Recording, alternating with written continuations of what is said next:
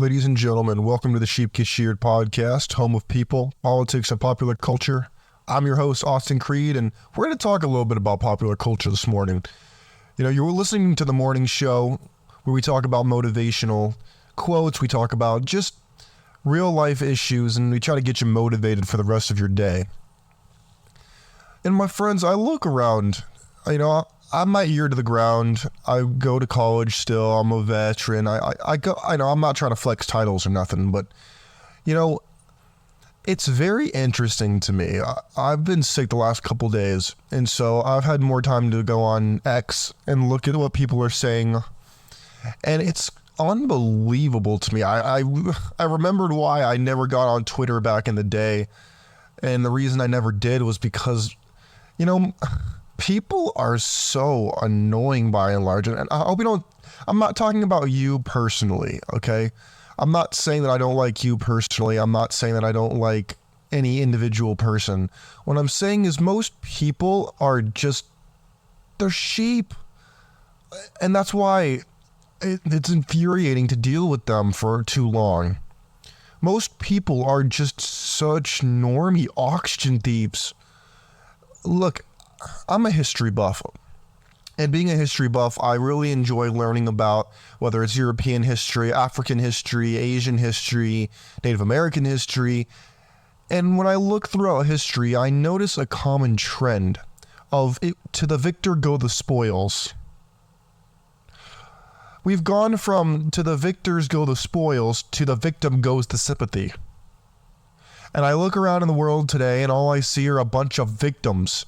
People are competing in the oppression Olympics every single gosh dang day, and they sit around and they talk about how, oh, I'm so oppressed, my life is so hard, and everybody should feel bad for me, and my life's just so hard. Meanwhile, they live in a first world country. They have every social service known to mankind. They have people fighting for them, whether it be the cops, military people. They can go to a hospital. They have all these first world privileges given to them, and then they want to talk about how bad their life is and how oppressed they are. Do you have any idea how much of a privilege it is to have to... You're literally able to sit in an air-conditioned or heated room, and you have the luxury of sitting down and thinking about all the things that you could, that could be construed as a slight against you. Not having your door broken into, not being arrested for questioning the government, not being arrested for something you said on X the other day. People don't realize how good they have it, that they literally have to sit around and talk about how, ooh, someone said this. Should I be offended by that? Ooh, somebody hinted at that. I think they wolf whistled, and I think that was offensive. I think I should be offended. In fact, I'm gonna go and I'm gonna be offended and I'm gonna start something. You see how stupid this is? Now, don't get me wrong. I have sympathy for actual people who have actually suffered, not these fake suffering. You know what really gets me sick? I look at people, even on my college campus, for God's sakes, and people want to talk to me about PTSD and how they have PTSD from the stress of school or the breakup that they had. And I think to myself, I know people with actual PTSD. They've seen people get blown the hell up in Afghanistan. Oh yeah, I know people who actually have PTSD from watching people get blown to smithereens, watching people get shot, watching the most horrific things that you could ever imagine. And so when people want to come to me and tell me they have PTSD because their quote boyfriend or girlfriend was abusive or something, I'm sorry, I can't have sympathy for that. I look at that and I'm like, what?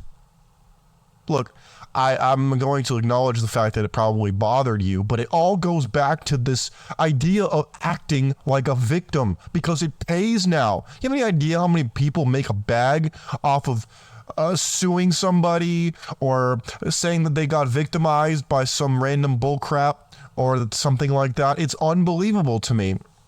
Like I said, we've gone from to the victors go the spoil to the victims go the sympathy. And I'm not saying we shouldn't help people who actually are victims of actual heinous crimes.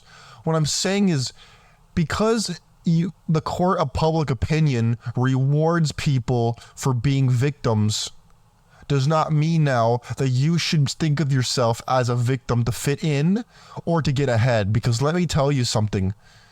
People only have so much sympathy. If you think that being a victim is going to get you ahead in life and you're going to win, you're 100% false.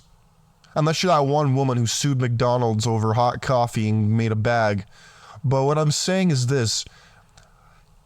Participating in the Oppression Olympics is oxygen thieving material. It will not get you ahead. What will get you ahead is taking accountability for whether it's 10% or 100%. And before somebody comes at me and saying that I'm victim blaming, first of all, that whole title is a complete misnotion. And it all goes back to what I just said about accountability. Sure, if something bad happens to you, that's not 100% your fault. However, whether it's 10%, 1%, you have something to do with everything that happens to you, whether you do it directly or it's a side effect of something that you didn't think all the way through. It makes no difference. Again, let's go back. This idea of the victim culture, I call it the Oppression Olympics, where people trip over themselves trying to prove how oppressed they are and how everybody should feel sorry for them. Look, there's big business in that, as much as I cannot believe I even am admitting that. But it's unbelievable to me that people want to get out here and talk about how bad their life is and how I should feel sorry for them. Do you have any idea how many people I know who have actually been through horrible things, who don't ask me for sympathy? They don't ask me to see them as a victim. They don't see themselves as a victim. The people who actually move through life like that are actually strong people. I am convinced. And you know what? I'll save that for another show. I'm getting a little too off topic here. And for those of you who maybe are new to the channel and you haven't heard, you're kind of getting mad at me that I'm not staying directly on topic and I'm bouncing around. It's called a stream of consciousness. It's kind of a dead art. You know what I was thinking yesterday? I was thinking about how people might say that I ramble when I do my podcast episodes. And I thought to myself, I'm not rambling. Everything ties into what I said. It's all an extension. Just like if you look at a tree and every branch on that tree is an extension of the trunk, that's the exact same way that every episode of the show goes. Because every side story, every example, every, little rabbit hole that I go down when I talk about this is an extension of the overall theme, which all comes down to the topic of the day or the topic of the show. So, my friends, the reason why I want you to stop acting like a victim is because it may not seem like it's doing damage to you. In fact, you might even get some positive reinforcement from people when you act like a victim. It's very, very easy for people to be like, oh, you poor thing. Oh, don't worry. I'm here for you. I want to help you. All that kind of stuff. And you think that, oh, I'm being rewarded for this. This is great. Problem is that's actually not good long term, because when you put yourself in a certain position long enough, your mind will automatically default to that. When you're rewarded for behaviors, look, a little side note, has anybody ever owned a pet, like a dog?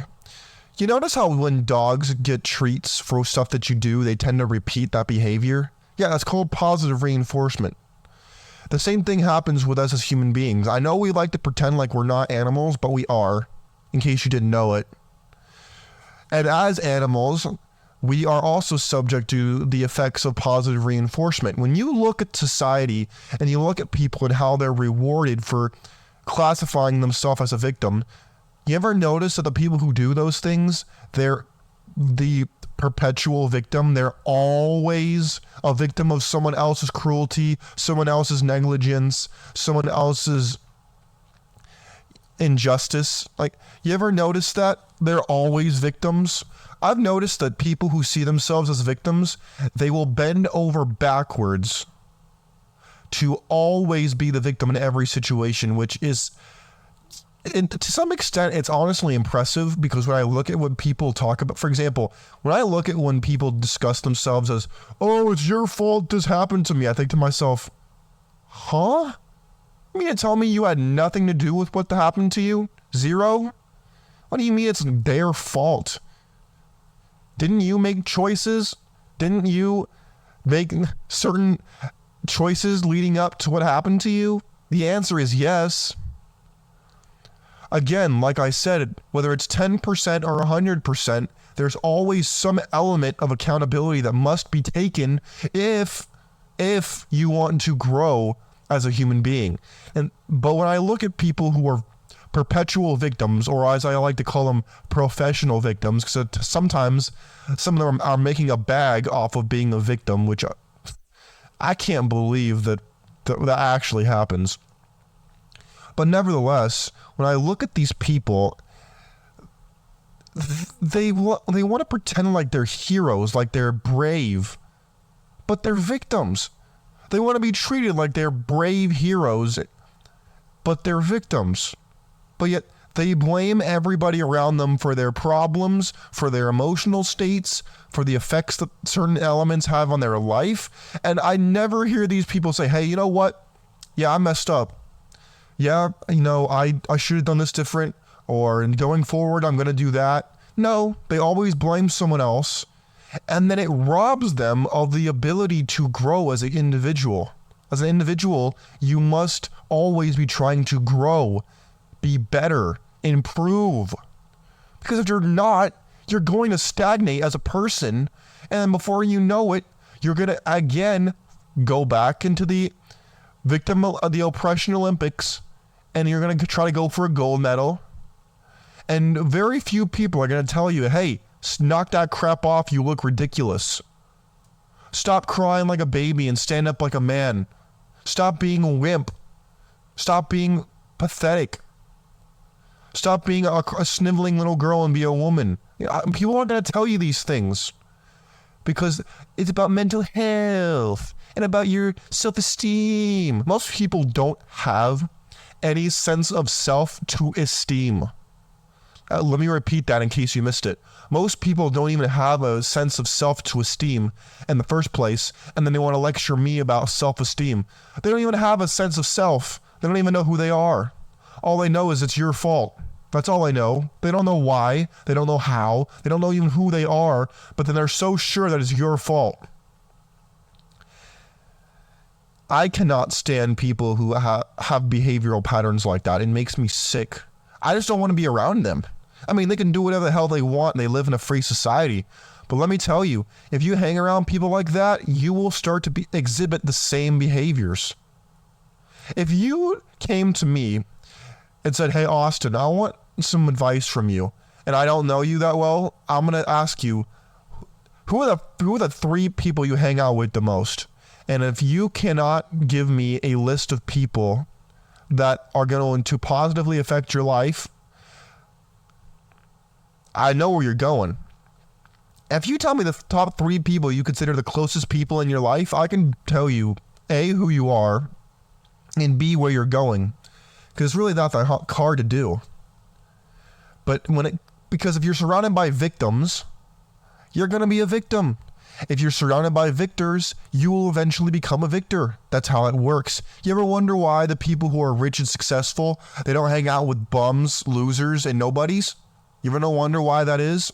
Answer, because they don't want to associate with you, and they want to associate with people who are the like mind of them, and they want to be around people who are going to complement their life and are going to make them stronger as people, not make them want to strangle themselves because they can't handle you talk about how annoying your life is. My friends, I want you to stop acting like a victim and start acting like a victor. Start behaving like a victor. Let me give you an example of what I'm talking about. If you smile for no reason, let's say you're sitting down, whether you're in your car, you're at work, you're at the crib, wherever you are, just start smiling. I'll do it right now. Just start smiling. Even if you don't feel happy, just start smiling right now. If you start smiling. You will immediately start to think of reasons as to why you should be smiling. In the same way, if you start acting like you're a victor, you're on top of the world and everything is going your way, then you're going to start having thoughts associated with that behavior. And then before you know it, you might actually accomplish something instead of getting a gold medal at the Oppression Olympics. My friends, this is a long-winded war that we fight called life. And we won't always win every battle, but I want you to remember that the mindset is so important, because everything starts with an idea, and you are what you think about. If you think about lack, limitation, victimhood, then that's what you will become. That's what your life will consist of. Versus if you focus on being a victor, how you're going to prosper, how you're going to help someone today, how you're going to create something today, then that is what you will have your mind be consumed with all day. It's those little things that will add up to monumental change in your life. And I can't wait to hear the stories, because I know that I know what I'm talking about. I do this every day. My friends, God bless you. God bless your families. God bless America. We will make this the best day ever. Just stop acting like a victim. Start becoming a victor. And do not go for the gold medal at the Oppression Olympics. I'm out of here. Take care.